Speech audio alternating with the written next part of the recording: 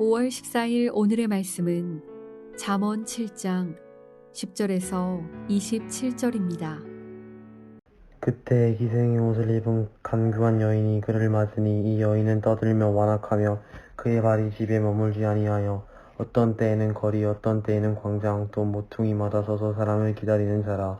그 여인이 그를 붙잡고 그에게 입맞추며 부끄러움을 모르는 얼굴로 그에게 말하되 내가 화목제를 드려 소원한 것을 오늘 갚았노라. 이러므로 내가 너를 맞으려고 나와 네 얼굴을 찾다가 너를 만나도다. 내 침상에는 요와 애굽의 문이 있는 이불을 폈고 몰약과 tim향과 계표를 부렸노라. 오라 우리가 아침까지 흡족하게 서로 사랑하며 사랑하며 희락하자. 남편은 집을 떠나 먼 길을 갔는데 은 주머니를 가졌은즉 보름날에나 집에 돌아오리라 하여 여러 가지 고운 말로 유혹하며 입술에 호리는 말로 깨물어 젊은이가 곧 그를 따랐으니 소가 도수장으로 가는 것 같고 미련한 자가 벌을 받으려고 쇠사슬에 매이러 가는 것과 같도다. 필경은 화살이 그 간을 뚫게 되리라. 새가 빨리 그물로 들어가되 그의 생명을 잃어버릴 줄을 알지 못함과 같으니라. 이제 아들들아 내 말을 듣고 내 입의 말에 주의하라. 네 마음이 음녀의 길로 치우치지 말며 그 길이 미혹되지 말지어다. 대저 그가 많은 사람을 상하여 엎드러지게 하였나니 그에게 죽은 자가 허다하니라. 그의 집은 스올의 길이라 사망의 방으로 내려가느니라. 어제 본문에 이어 오늘은 한 젊은이와 음녀와의 만남이 굉장히 구체적으로 묘사되는 본문을 함께 읽었습니다. 때는 저녁 황혼 어두울 때입니다. 젊은이와 음녀와의 만남이 이루어집니다. 처음 만나 14절에 내가 화목제를 드려 서원을 갚았다고 합니다. 사실은 이게 오늘 이 상황과 무슨 의미가 있을까 하는 그런 마음인데 자신도 여호와께 제대로 제사 드리는 사람이라는 것과 먹을 것이 지금 현재 풍족하게 있음을 암시하는 그러한 내용이라 할 수 있겠습니다. 그러니 자신의 초대를 거절할 이유가 없다. 나도 하나님의 사람이요. 지금 모든 것을 그 제사를 다 드리고 온 그러한 정결한 사람이라 하는 것인데 사실 속죄제도 아니고 화목제니 이것은 조금 앞뒤가 안 맞는 그러한 말입니다. 근데 이런 앞뒤가 안 맞는 말에도 사람이 혹하게 된다는 것입니다. 그래서 15절에 또한 너를 만났다. 즉 우리의 만남은 우연이 아니다. 그런 말이죠. 꼭 만날 만한 때에 만난 것이고 이 만남이 굉장히 의미 있다 하는 말로 이렇게 꼬드기게 됩니다. 아름다운 침상도 준비되어 있고 시간도 충분하다 말합니다. 그런데 이 여인의 말을 가만히 듣고 보니 남편도 있는 여자입니다. 남편이 멀리 떠났다 그러지 않습니까? 그런데 이 여인을 젊은이가 따라갔다 말합니다. 여러분 결론은 23절입니다. 필경은 화살이 그 간을 뚫게 되리라. 새가 빨리 그물을 들어가도 그의 생명을 잃어버릴 줄을 알지 못함과 같으니라 입니다. 여러분 생명을 잃어버렸습니다. 화살이 간을 뚫었다. 굉장히 섬뜩한 그러한 표현입니다. 오늘 본문을 읽으면서 가장 제 머릿속에 먼저 떠오른 성경의 한 장면이 있습니다. 여러분들도 이미 알고 있는 그런 장면입니다. 에덴 동산 중앙에 선악을 알게 하는 나무가 있고 그 나무 위에 뱀으로 가장한 사탄이 혀를 낼름거리며 유혹합니다. 그리고 그 나무 앞에 하와와 아담이 함께 서 있는 그 장면 말입니다. 그때 사탄이 먹음직도스럽고 보암직도 하고 지혜롭게 할 만큼 탐스럽기도 한 열매니 먹어보라 합니다. 그 여인에게 이 모든 것을 집중하게 하듯이 열매에 집중하게 합니다. 그리고는 하나님과 같이 될 것을 말합니다. 그 순간 하와와 아담은 속에서 일어나는 그 욕심에 순간 정신줄을 놔버립니다. 정신을 잃었습니다.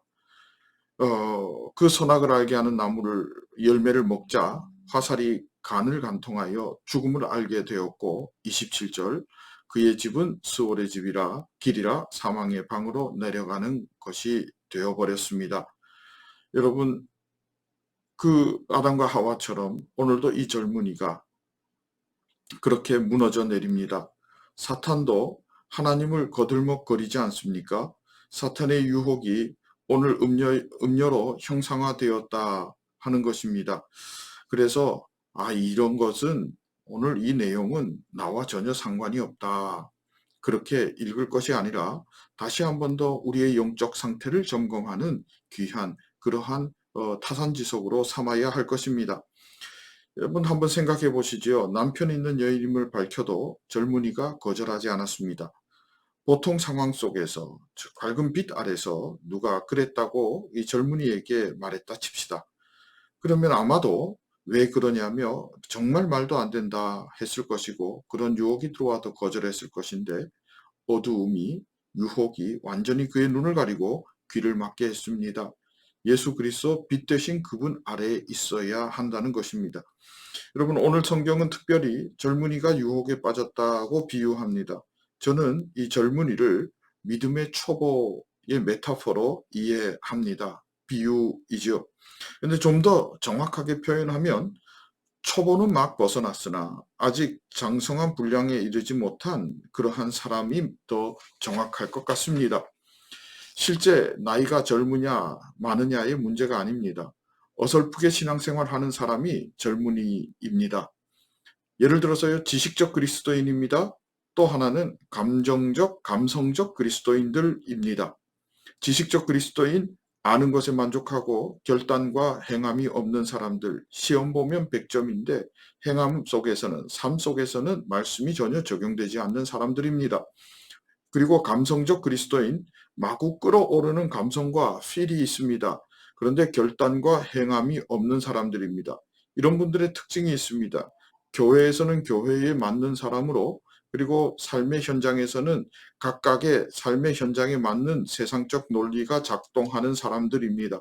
육아 현장에서도 그 신앙은 없고 일반 사람들이 말하는 그 육아의 현장, 그리고 직장에서도 마찬가지입니다. 그러한 것들, 맞춤형 그리스도인입니다. 모드를 바꿉니다. 직장 모드냐, 신앙인 모드냐, 가정에서의 아버지 또는 어머니 모드냐, 남편 모드냐, 아내 모드냐, 그렇게 각각 모드에 맞춰서 살아가는 사람들입니다. 이런 사람들이 오늘과 같은 사탄의 유혹에 쉽게 넘어갈 수 있는 사람들이요, 위험에 처한 사람들이고 젊은이라 할 수 있습니다. 여러분, 사탄은 정말 교묘합니다. 이 사탄을 방어할 무기는 여러분 유일하게 한 가지입니다. 말씀입니다. 예수님도 광야에서 시험 받으실 때 오직 말씀으로 대적하셨습니다.